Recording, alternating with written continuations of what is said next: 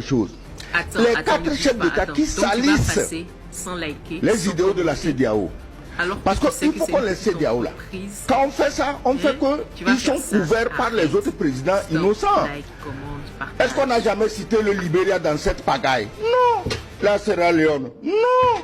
Il y a des pays de la CEDEAO qui sont là, qui ne se mêlent à rien.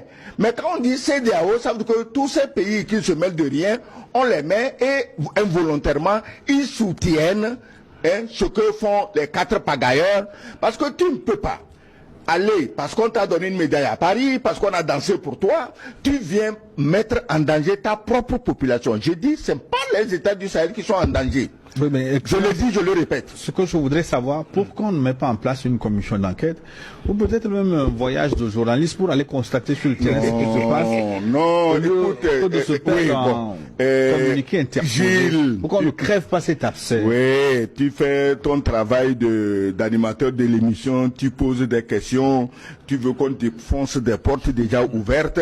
Bon, je réserve mes énergies pour autre chose que de défoncer les portes ouvertes.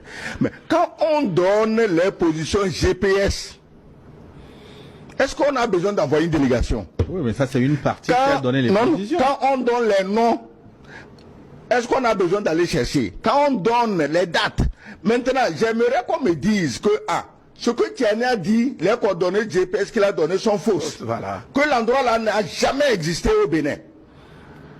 Est-ce que quelqu'un a dit ça? On a dit tel jour, telle heure, à tel endroit, on a tenu telle réunion et on a dit le nom de qui opérait la réunion. Je croyais que le communiqué des quatre larrons va dire non, il n'y a pas un général ou un colonel qui s'appelle comme ça. Et tel jour, ce colonel a des alibis, il était en Papouasie-Nouvelle-Guinée pour chasser du bison. Alors, il ne pouvait pas être là-bas à la réunion à Accra ou ailleurs. Non, on n'a pas. Ce que la CEDEAO fait, ce n'est pas un démenti, c'est une honte. Elle s'est honnie elle-même. On dirait qu'elle n'a pas des éléments capables devant une crise aussi aiguë de concevoir une réponse. Il n'y avait même pas de réponse. Vous le faites, on vous voit, on vous dénonce. Mais je dis ceci, que Tiani a fait un travail de salubrité publique.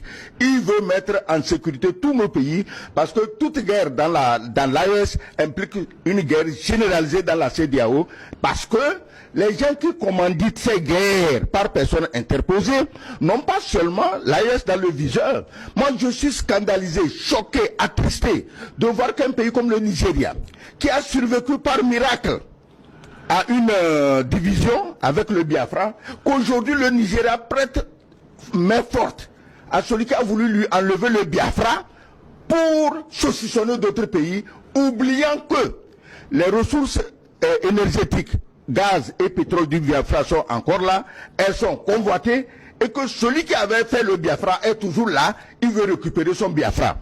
Qu'est-ce que les gens du Biafra ont dit au moment où on menaçait d'attaquer le Niger? Ils ont dit, ben, si vous attaquez le Niger, nous, on déclenche notre rébellion. Or, si quelqu'un fait une rébellion dans le bassin de delta du fleuve Niger, qui s'appelle Biafra ou autre chose, tu sais que c'est quelqu'un qui va encore l'alimenter en armes.